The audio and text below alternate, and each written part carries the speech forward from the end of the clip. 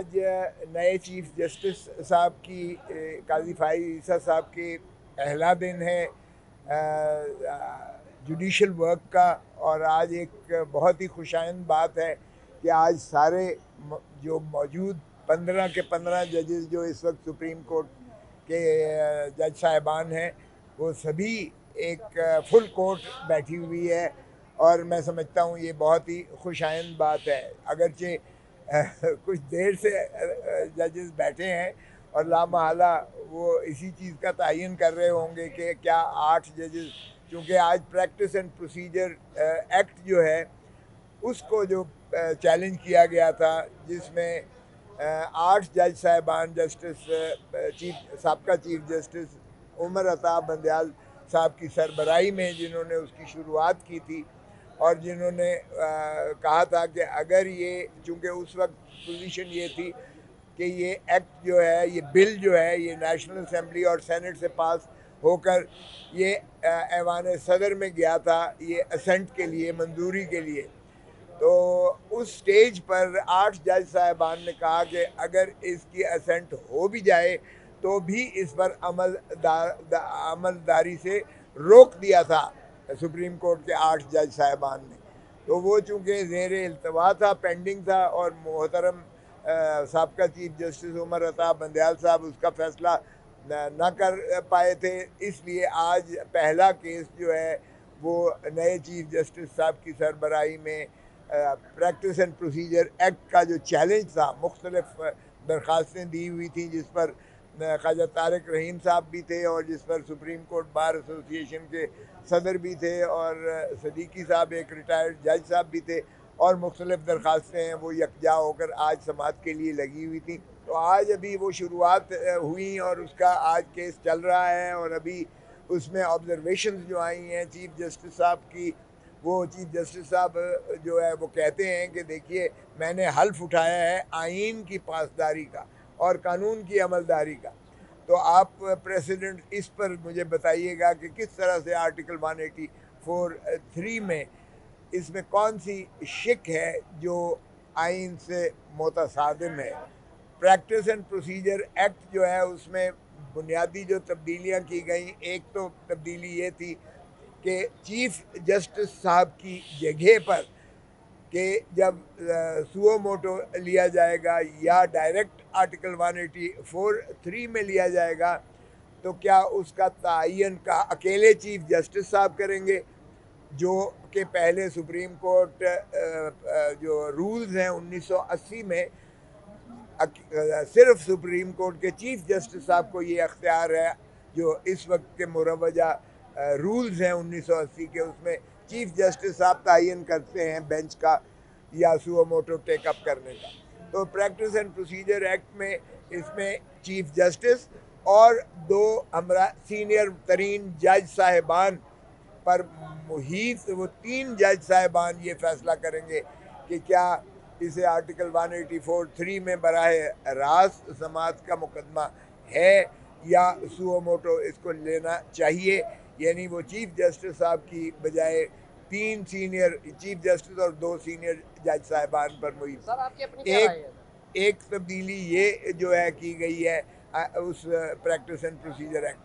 दूसरी तब्दीली इसमें यह की गई है कि आर्टिकल 184(3) चूँकि बराह रास्त सुप्रीम कोर्ट टेकअप करती है उस मसाले को, तो ये हक के अपील जो है वो चूँकि शरीयत कोर्ट भी कह चुकी और वैसे भी आइन में है कि एक हक तो कम से कम अपील का होना चाहिए। ये क्या बात हुई कि एक ही फैसला हो और उसके बाद जो है कोई अपील वगैरह ना हो। तो नज़र सानी, अगरचे आर्टिकल 188 में नज़र सानी का प्रोविज़न मौजूद है, मगर नज़र सानी में तो सिर्फ error floating on the surface of the record या कोई क्लैरिकल मिस्टेक, उसको री हियरिंग या अगर फैसला दुरुस्त ना भी हो तो भी उसका अपील में ही फैसला हो सकता है, रिव्यू में फैसला नहीं हो सकता है। गलत फैसला हो तब भी रिव्यू में जो है वो स्कोप उसका वो नहीं होता कि उसको तसहीह की जाए, फैसले को कलअदम किया जाए या उस पर कोई और राय कायम कर सके सुप्रीम कोर्ट। तो इसलिए वो भी एक बड़ा अहम जो है तरमीम उसमें की गई और अपील का रास्ता किया गया।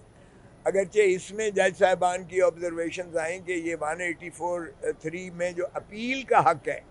अपील का हक है, क्या ये प्रोसीजर आप कहेंगे इसको या सब्सटैंशियल एक जो है तरमीम कहेंगे? क्योंकि अपील का हक क्रिएट करना या देना ये सब्सटैंशियल राइट है, तो इसमें तो फिर शायद आइन की तरमीम की ज़रूरत पड़े और ये बिल जो है इस हद तक या एक्ट जो है प्रैक्टिस एंड प्रोसीजर एक्ट शायद ये उस कसवटी पर,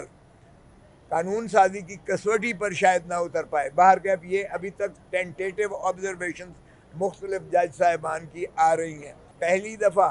शायद लाइव दिखाया जा रहा है और ये भी मैं समझता हूँ खुशाइंद बात है कि कम से कम कोई बात जो है अब सीक्रेसी में नहीं हो रही है, कोई बात प्रिवेसी में नहीं हो रही है, आवाम को सारी आगही जा रही है आपके चैनल्स के तवसत से, लाइव इसको दिखाया जा रहा है। जो ऑब्जर्वेशंस आ रही हैं वो भी लाइव दिखाई जा रही हैं और जो जवाबात वकील साहिबान उसका दे रहे हैं वो भी आ रही हैं। तो इसमें बहुत सारी और शिकें हैं जिन पर यकीनन बाकी दोस्त भी बहस व तमहीज़ करेंगे और ये इस तरह का कानून है जिसमें ये भी है कि क्या जुडिशल, क्या ये लेजिस्लेटिव कॉम्पिटेंस में है कि practice and procedure supreme court का रेगुलेट किया जाए, जबकि सुप्रीम कोर्ट ने अपना practice and procedure 1980 supreme court rules आइन की आर्टिकल 191 के तहत, आइन के आर्टिकल के तहत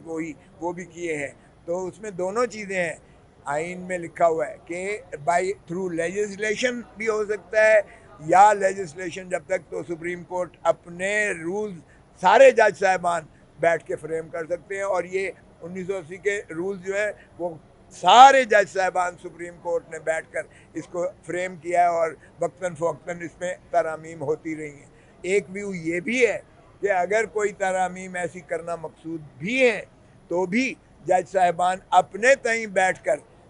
तहीं बैठकर स्टेक होल्डर्स को यानी बार्स को भी शामिल शराकत लेके, Pakistan bar council, supreme court bar association, उनकी मशावरत इसमें लेकर और इसमें यकीनन इम्प्रोवाइज़ कर सकते हैं। और मैं मुबारकबाद पेश करता हूँ नए चीफ जस्टिस जो सुप्रीम कोर्ट के काजी फाइज़ ईसा साहब को कि उन्होंने जो है फुल कोर्ट बिठाई है और उन्होंने जो है इसकी ओपन यानी मीडिया ओपन समाज जो है इसको कर रहे हैं और आपके टीवी को भी 10 तरह से वो लाइव दिखा रहे हैं। ये बहुत अच्छी बात है और इंसाफ होना भी सिर्फ नहीं चाहिए बल्कि होता हुआ नज़र भी आना चाहिए। तो ये दोनों प्रिंसिपल्स पर ये खुशाइंद बात है। फ़ैसला क्या होता है वो जब 15 जज करेंगे फ़ैसला तो यकीनी बात है उसमें कोई मुतनाज़ा अमर नहीं होगा। इस मुल्क में आइन की बहाली होगी और कानून की बालादस्ती होगी और इसी तरह जो है बाकी चीज़ें मामलात भी, चाहे वो 90 दिन का इलेक्शन की शिकें हैं और चाहे वो जो है जमहूर को उनका हक देने की शिकें हैं, चाहे वो बुनियादी हकूक़ आपके जो जर्नलिस्ट हैं, ख़ुसूसन मैं उसका जिक्र करूँगा इमरान रियाज़ ख़ान जो कब से कितने अरसे से, और उसका बाप मेरे पास आया था, उसकी फैमिली का आप सोच नहीं सकते हो कि उन पर क्या बीत रही है, क्या गुजर रही है। इसी तरह जो भी जिनको भी पाबा सलासल या मिसिंग पर्सन है, मैं तवक्को करता हूँ कि ये सुप्रीम कोर्ट अपने फ़राइज़ मनसबी अदा करते हुए बुनियादी हकूक़ अवाम के और आइन को जो है बालादस्ती करते हुए इंशाअल्लाह फैसला